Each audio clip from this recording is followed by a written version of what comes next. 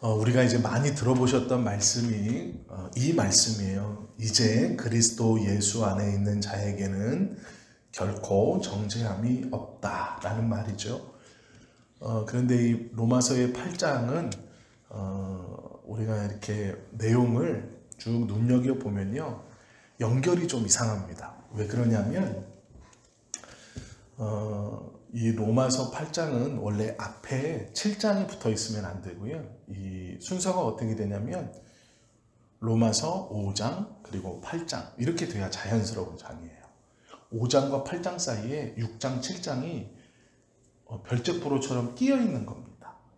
그래서 자연스러운 연결이 되려면 이 그러므로가 어디에 뒤에 붙어 있어야 되냐면 5장 21절에 붙어 있어야 돼요. 제가 5장 21절 한번 읽어 드릴게요.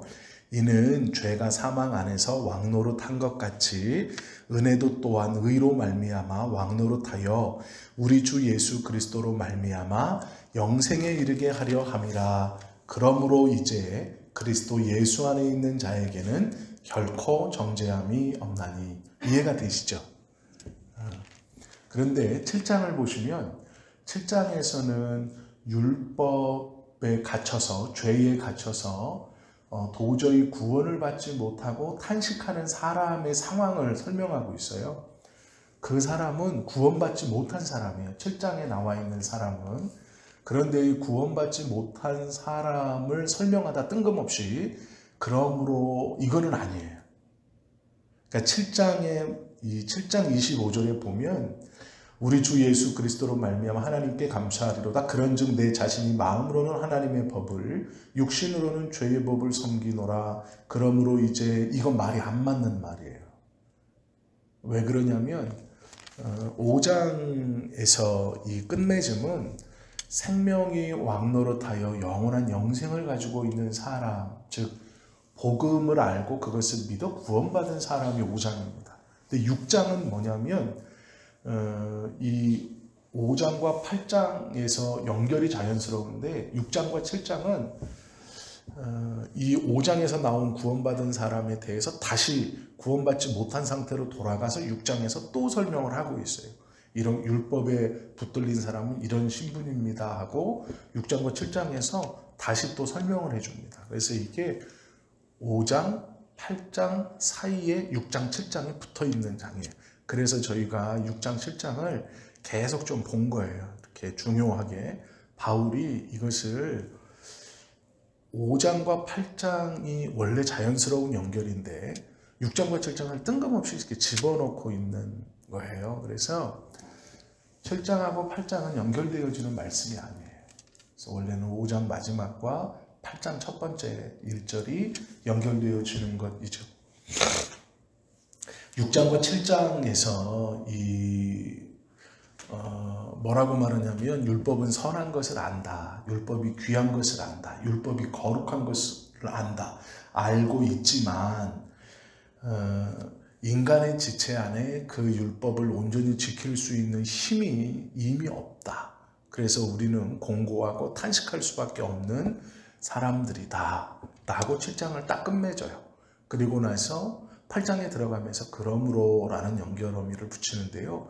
여기서부터 다시 복음에 온전히 휩싸인 사람의 상태에 대해서 다시 쭉 나오거든요. 그런데 우리가 8장 1절에서 꼭 중요하게 생각해야 될 게 있어요. 이 선언인데요. 8장 1절에 보시면 그러므로 이제 그리스도 예수 안에 있는 자에게는 결코 정죄함이 없나니 라고 말씀해요. 정죄함이라는 것은 죄에 대한 책임이 없다 이렇게 말하거든요. 이게 뭐냐면 예수 그리스도를 믿기 전에도 우리는 죄를 지어요. 그리고 예수 그리스도를 믿은 후에도 우리는 죄를 짓습니다. 그러니까 예수 그리스도를 믿은 후에 죄를 안 짓는 게 아니에요. 죄를 짓습니다. 그런데 예수 그리스도를 믿기 전에 지었던 죄와 예수 그리스도를 믿은 후에 지었던 죄가 질 차이가 나는 게 아니에요. 이건 무슨 얘기냐면요. 예수 그리스도를 믿기 전에 우리가 살인하고 도적질하고 막 했다면 예수 그리스도를 믿은 후에 짓는 죄는 살인은 아니지만 조금 때리고 훔치는 건 아니지만 조금 이렇게 가졌다가 다시 돌려주고 뭐 이런 죄가 아니라는 거예요. 죄는 똑같은 죄를 지어요. 예수 그리스도를 믿기 전에도 죄를 짓습니다. 이 죄는요, 질적으로 달라지는 게 아니고 똑같아요. 똑같은 죄를 지어요. 예수 그리스도를 믿기 전이나 믿은 후나. 믿기 전에도 우리는 넘어지고요, 믿은 후에도 넘어지고, 믿기 전에 약했던 것이 믿은 후에 약할 수 있어요. 우리가 죄를 짓는 건 똑같아요. 그런데 판단하시는 기준이 달라요. 똑같은 죄인데요, 판단하시는 기준이 달라지는데 어떻게 달라지냐면, 먼저는 이 기준이 달라진다는 것을 알려면 어떤 걸 알아야 되냐면, 십자가의 은혜를 통과한 사람과 그렇지 않은 사람, 이걸 알아야 돼요. 우리가 조금 어려운 말인데, 십자가에서 예수님께서 우리를 위해서 달려 죽으시고 부활하신 이 사건을 뭐라 그러냐면 그리스도의 수동순종이라고 불러요. 이 십자가의 사건을 그리스도의 수동순종. 이것은, 이 수동순종은 내가 하기 싫은데 억지로 누군가 조종해가지고 이렇게 했다는 말이 아니고, 상대적으로 뭐가 있을까요? 수동이 있으면 뭐가 있을까요? 자동이 있어요. 수동순종, 자동순종. 그런데 자동순종하면 좀 없어 보이잖아요. 그래서 이걸 뭐라고 표현했냐? 능동순종, 이렇게 표현했어요. 그래서 그리스도의 순종은 잘 생각해 보세요. 예수님은 태어나면서부터 하나님의 뜻에 순종하심으로 그의 삶을 다 살다가 십자가에서 하나님의 뜻 안에서 죽으시고 부활하셨고 승천하시고 다시 오시는 것이죠. 이 모든 것이 하나님의 뜻에 순종한 삶이었어요. 그래서 그리스도의 삶을 하나님의 뜻에 순종한 삶, 이러면 설명이 다 돼요. 근데 신학자들이 이걸 어떻게 설명했냐? 이 그리스도의 순종과 십자가의 은혜를 통해 우리에게 베풀어 주신 구원을 더 풍성하고 더 분명하게 설명하고자 이 순종을 구분했어요. 뭐라고 구분했냐? 십자가를 향해 가시면서 살아온 하나님의 뜻에 순종하며 살아 십자가를 지신 것을 그리스도의 수동순종, 그리고 하나님의 율법, 그 하나님이 율법으로 말미암아 우리의 죄가, 왜 죄라고 하냐면 기준이 있잖아요. 죄를 나누는 기준이 율법이죠. 그래서 우리는 죄인이라고 불러요. 그래서 하나님의 율법의 기준으로 우리의 죄를 그 율법으로 잣대로 재어서 그래서 죄인이에요. 그래서 예수님이 하나님이 놓으신 이 그리스도의 율법을 다 만족시키셔서라는 말씀을 많이 들어봤죠. 하나님이 만들어 놓으신 이 율법을 온전히 만족시키시고 이것을 온전히 이 율법의 정신을 다 지키신 분이 그리스도예요. 이 율법에 대한 순종을 능동순종이라고 불러요. 그래서 예수님이 우리에게 베풀어 주신 구원은 이 율법을 향해 지키신 능동순종과 십자가를 향해 지키신 수동순종이 함께 있어 우리가 완전한 구원을 받았다, 이렇게 가르치는 거예요. 이게 원래인데 이 순종을 구별하지 않고 우리는 하나님의 뜻에 순종하셔서 모든 것을 다 지키시고 만족하시고, 죄는 뭘로 판단해요? 율법으로 판단하잖아요. 근데 이걸 구별 안 하고 우리의 죄를 대신해서 십자가에 달려 죽으심으로 죄값을 치르고, 율법에 대한 죄값이에요. 이건 우리가 어떻게 죄인이냐, 내가 왜 죄인이냐, 율법을 어겨서 죄인이다, 이거거든요.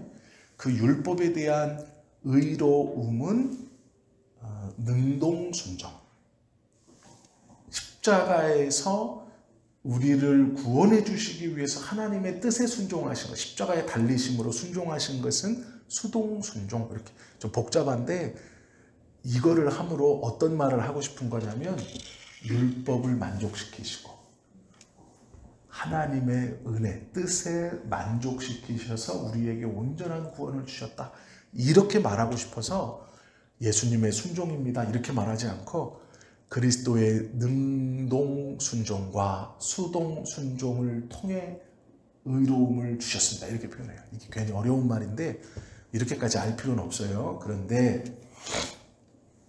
우리에게 구원을 주시기 위해서 예수님이 율법의 정신을 만족시키시는 능동순종과 십자가로 구원을 이루어 가시는 하나님의 뜻에 순종하신 그 수동순종을 통해서 우리에게 구원을 주신 거예요.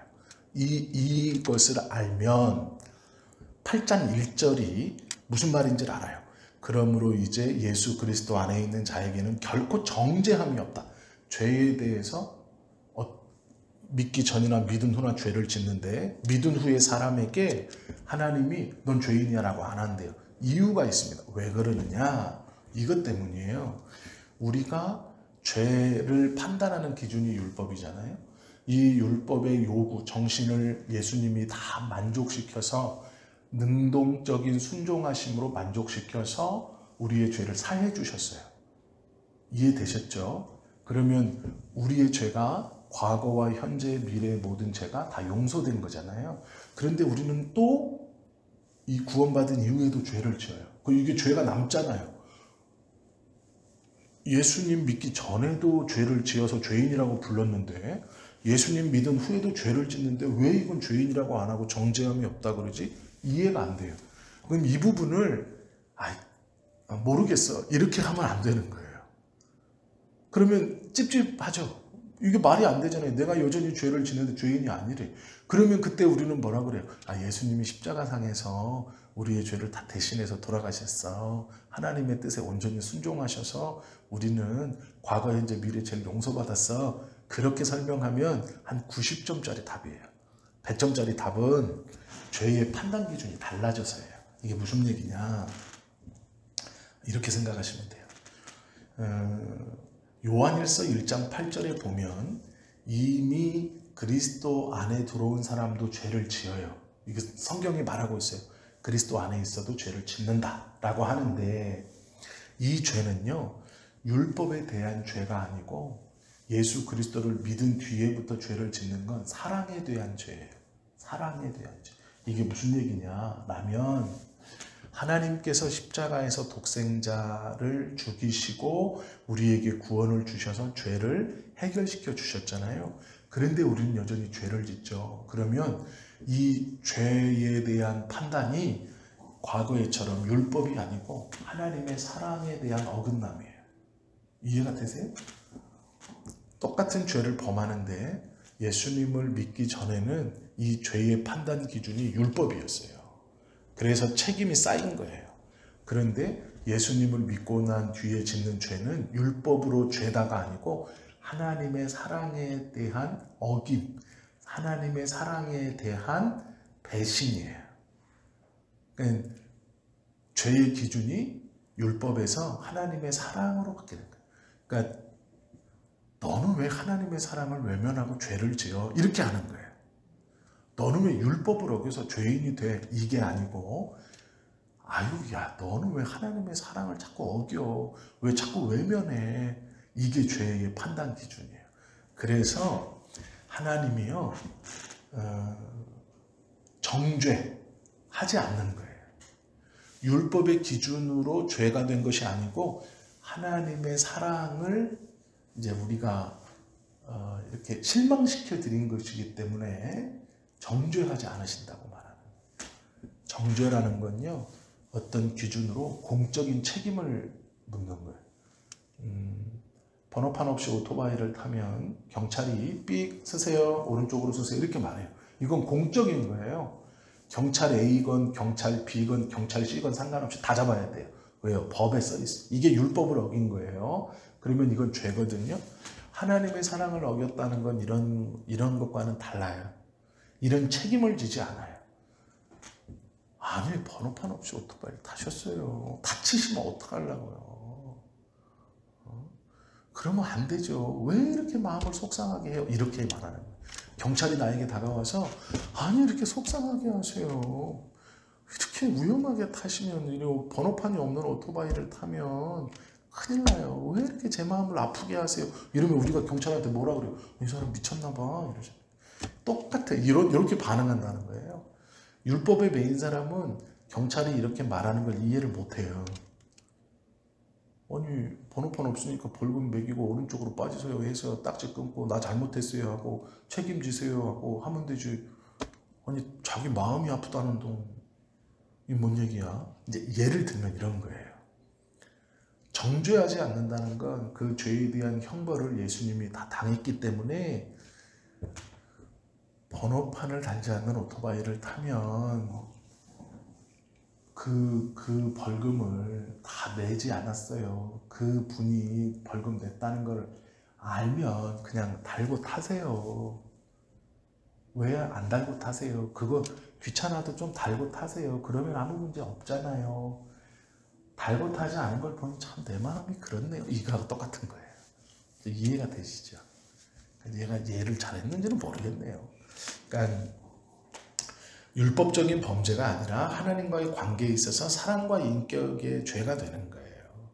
이게 이제 우리가 정죄받지 않는 이유입니다. 그래서 그리스도 안에 있는 우리는 죄를 범했을 때 정죄감에 사로잡힐 필요가 없어요. 무엇인가 쌓이는 게 아니에요. 죄가 옛날처럼 예수 그리스도 날기 전처럼 계속 죄가 쌓여서 처벌받는 어떠함이 쌓이는 게 아니에요. 하나님의 마음이 서운한 거예요. 야, 안 할 수 있잖아. 왜냐하면 마음을 아니까 안 할 수 있잖아. 이런 거예요. 이렇게 생각하시면 돼요. 하나님이 그의 아들을 십자가에서 못 박으시기까지 우리를 사랑하셨고 그 사랑을 배반한 자신을 바라보고 슬퍼하고 애통하며 회개하는 거예요. 이 죄에 대한 책임이 너무 커서 어떡하지? 이 죄를 내가 어떻게 받지? 이 죄에 대한 결과를 내가 어떻게 받지? 두려워서 회개하는 게 아니에요. 하나님, 내가 아직도 하나님이 나에게 베풀어 주신 사랑, 그것을 이 세상의 것보다 더 작게 여기고 그것의 은혜와 사랑을 자꾸 잊어버리면서 옛날과 같은 죄를 자꾸 범해요. 세상 것 좋아하고 욕심내고 내 마음의 욕심으로 인해, 교만으로 인해, 탐심으로 인해 이러이러한 죄를 범하네요 라고 안타까워하며 회개하는 것이 회개예요. 그 죄에 대한 책임 때문에 회개하는 게 아니에요. 그래서 하나님의 자녀들은 회개할 때 두려움으로 하는 게 아니에요. 안타까움으로 하는 거예요. 하나님, 내가 하나님 사랑을 이렇게 외면했습니다 라고 회개하는 거지, 이 죄에 대한 결과를 어떻게 지겠습니다 라고 회개하는 게 아닌 거예요. 그게 무서워서 회개하는 게 아니에요. 그러니까 재판장 앞에 가서 감옥 보내지 말아주세요, 판사님 용서해 주세요, 이게 아니라고요. 완전히 달라요. 그래서 정죄함이 없다 이렇게 말씀하시는 거예요. 구원받은 사람의 죄의 판단 기준은 하나님의 사랑에 대한 거부 혹은 외면 혹은 잊어버림 혹은 그 사랑을 작게 여김, 이런 것이지 죄에 대한 책임이 뭐 어떻게 이런 게 아니다. 그래서 정죄하지 않는다 라고 말씀하시는 거예요. 그리스도인은 죄를 우습게 여기지 않아요. 오히려 하나님의 사랑을 어그러뜨릴 수 있는 거기 때문에 과거보다 죄를 더 무겁게 여기는 사람들이에요. 그래서 죄를 더 민감하게 여기는 거예요. 민감하게 구별하는 거예요. 왜냐하면 율법적으로 어겨서 어떠한 책임을 지고 안 지고의 판단이 아니고, 죄라는 건 하나님의 사랑에 대한 상처이고 배신이라고 생각하기 때문에 죄를 더 무겁게 여기는, 그래서 더 조심하는 게 경계하는 것이고, 내가 구원받았는데 이 죄를 지면 아유 내가 구원이 취소되지, 이런 두려움은 죄로 보는 거예요. 그건 어리석은 그리스도인들이에요. 죄책감에 쌓여있는 그리스도인들은 그래서 아직 구원받지 못한 것일지도 몰라요. 왜냐하면 죄에 대한 기준이 전혀 달라야 되거든요. 그런데 옛날하고 똑같다면, 그래서 자신이 어떠한 죄를 짓는 것 때문에 옛날과 같이 죄책감에 쌓이고 나는 이거밖에 안 되는 사람이야 라고 하면 그 죄에서 벗어날 수 없어요. 평생. 그래서 판판이 지는 거예요. 이게 엄밀히 말하면 율법에 매여 있는 사람이에요. 이 생명의 법이 있는 사람은 그 자신의 죄를 놓고 하나님 앞에 기도할 때 하나님의 사랑을 배신하고 잊어버리고 하나님의 사랑을 작게 여겼기 때문에 하나님의 사랑에 영향을 주기 때문에 회개하고 마음 아파하고 돌아서는 거예요. 죄를 민감하게 여기고. 그것이 구원받은 사람이에요. 그래서 성경은 정죄함이 없다. 하나님이 너를 정죄하지 않으신다 라고 말씀하시는 거예요. 그러면 하나님이 회개하고 돌아오길 원하시는 거는 율법을 지켜라가 아니고요.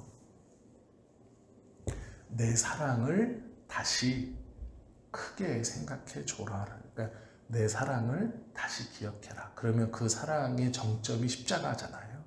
그래서 우리가 십자가를 바라보자 라고 말하는 것은 정확히 말하면 하나님의 사랑을 기억하라 라고 말하는 거예요. 너의 삶에 하나님의 사랑이 제일 커야 된다. 그것이 원래 우리가 구원받은 사람이 이후에 서로 죄를 짓더라도 회개하는 이유이고 죄에 대해서 민감하게 반응해야 되는 이유예요. 깨끗한 도화지에 다시 이렇게 까맣게 칠하지 마라 이런 의미가 아니고 종이가 바뀐 거예요. 종이 자체가.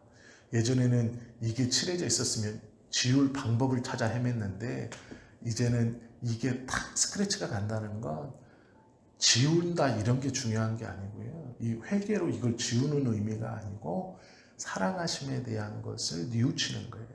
내가 사랑받고 있었는데 왜 내가 그걸 몰랐지? 구약에 보시면 선지자에게 하나님이 그래요.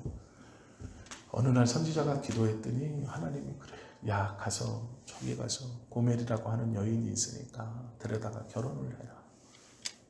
가봤더니 몸 파는 여인이에요. 선지자인데. 유명한 선지자인데. 그러니까 이 선지자가 이 여인이 맞습니까? 맞다. 네. 그래서 돈을 주고 사와요. 그래서 오늘부터 내 부인입니다 하는데 이 여인이 얼마 동안은 잘 지내다가 또 도망가요. 그래서 아니 뭐 도망갔으니까 어쩔 수 없는 거 아니에요. 저는 잘해줬어요. 그냥 하나님 도망갔어. 그 뭐라고 하냐면 다시 찾아가라. 갔어요. 그랬더니 또 뭐라 그래요? 다시 사와라. 또 사와요. 돈 주고. 이 예레미야에게 한 이 행동이 왜 한데 이게 복음이에요. 예레미야가 그 여인을 돈 주고 사고 이 여인이 도망가고 다시 가서 사고 다시 가서 사고 하거든요. 이 남편에 대한 배반은 남편의 사랑에 대한 배반이에요. 다른 것에 대한 배반이 아니라고. 그전처럼 자기를 돈 주고 샀던 주인에게 도망쳐서 경제적인 피해를 입혀서 2배, 3배로 다시 갚아야 되는 노예 상태로 끌고 오는 게 아니란 말이에요. 또 돈을 주고 사고 또 돈을 주고 산다는 건 사랑을 보여주는 거예요. 구약에서부터 하나님께서 구원받은 자를 어떻게 대하시고 이 사람을 왜 그렇게 하시는지를 자꾸 보여주세요.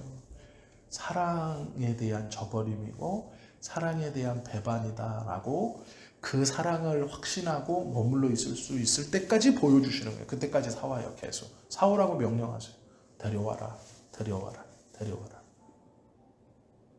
그래서 선지자는 순종하는 거죠. 선지자가 무슨 뜻인지 어떻는지는 모르겠어요. 성경에는 그렇게까지는 안 나오니까. 그런데 신약에서 예수님이 말씀하시는 것을 보면 사랑을 보여주시고 그 사랑을 믿고 있으라라고 계속 말씀하십니다. 우리가 이제 정죄함이 없다라는 것을 오해하시면 안 됩니다. 회개도 잘못 생각하시면 안 돼요. 어떤 죄에 대한 회개가 아니에요. 죄 자체에 대한 회개가 아니고 예수 믿기 전처럼 죄책감으로 아유 내가 이런데도 그리스도인이야 이런데도 예수 믿어 이러니 기도 응답이 안 되고 이러니 내가 그런 게 아니고 하나님의 사랑에 대한 그것을 외면한 것에 대한 마음 아픔 이 죄가 하나님과 나와의 사랑의 관계에 온전한 화목을 깨뜨렸기 때문에 마음 아파하며 회개하는 거예요. 그것이 온전한 믿는 자의 기도이고 우리가 구원받았다는 뜻이고 정죄함이 없다라는 의미예요. 판단이 율법이 아니고 하나님의 사랑이기 때문에 그 사랑 앞에서의 판단이에요. 그래서 정죄하지 않는다. 정죄함 받지 않는다. 라고 얘기하는 거죠. 그런데 세상은요. 하나님의 사람도 똑같이 정죄해요. 왜요? 하나님은 우리를 사랑으로 판단하시지만 세상은 뭘로 판단할까요? 율법으로 판단하기 때문에. 법으로. 율법으로 판단하기 때문에 정죄. 그러니까 하나님이 나를 판단하지 않는데 네가 나를 왜 판단하냐? 세상이 나를 정죄 왜 하냐? 또 그렇게 말하면 안 되는 거예요. 이거는 어리석은 자예요. 구별 못하는 거예요. 세상은 하나님의 사랑으로 나를 보는 게 아니에요. 율법으로 보고 있어요. 그래서 정죄해요. 죄에 대해서. 이때와 똑같이.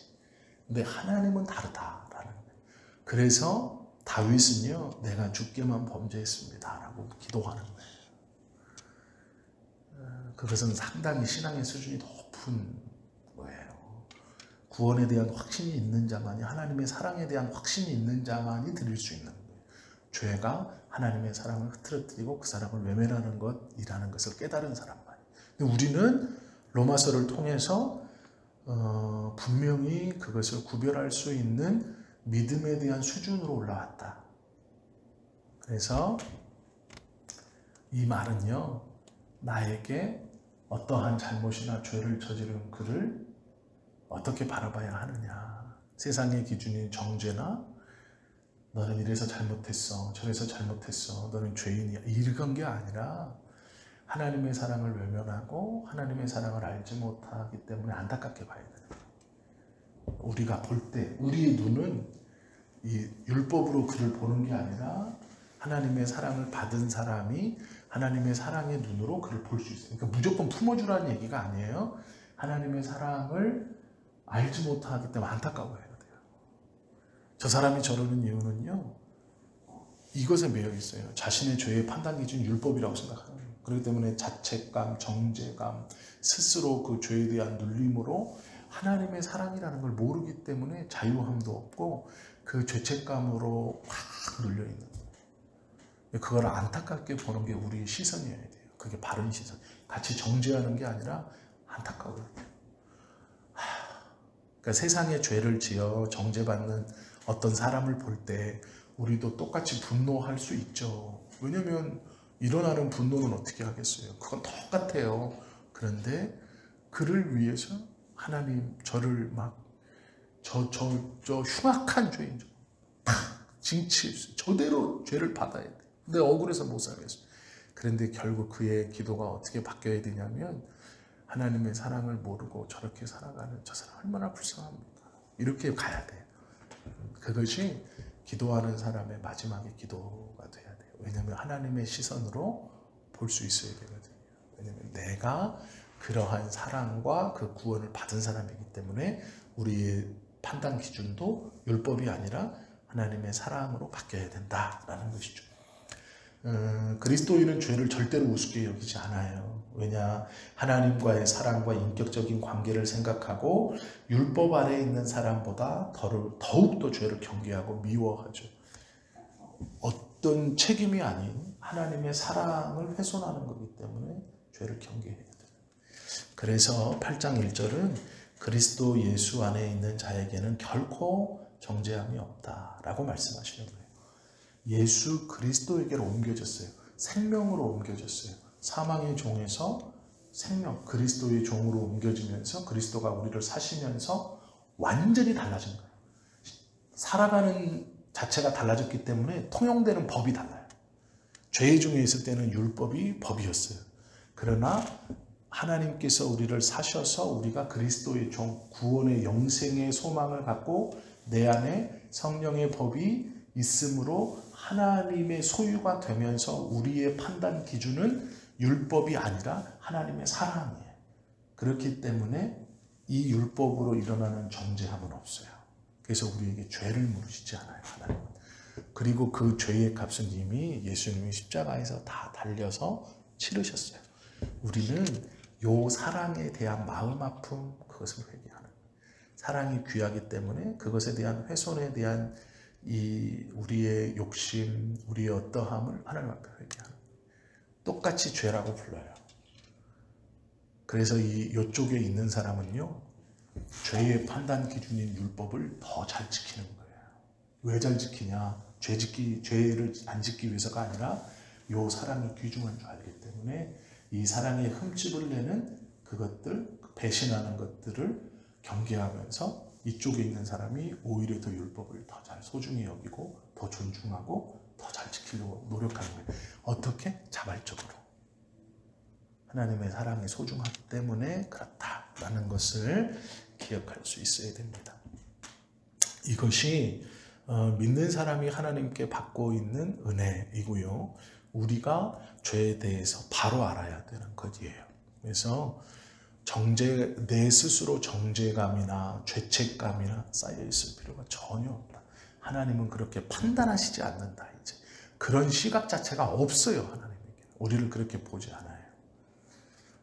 그렇게 귀한 자로 구원하셨기 때문에 그 은혜를 주고 계신다. 그래서 우리는 그 사랑을 받고 있는 사람입니다. 이것을 기억하시고 하나님 앞에 우리의 회개의 기도가 바뀌어야 하고 죄를 바라보는 눈이 바뀌어야 하고 내가 나를 바라보고 내가 하나님의 시선으로 남을 바라볼 수 있는 그러한 바른 판단 기준을 가질 수 있는 온전한 그리스도인이 되어야 하죠. 그 은혜를 받을 수 있기를 예수님의 이름으로 축원합니다. 기도드립니다.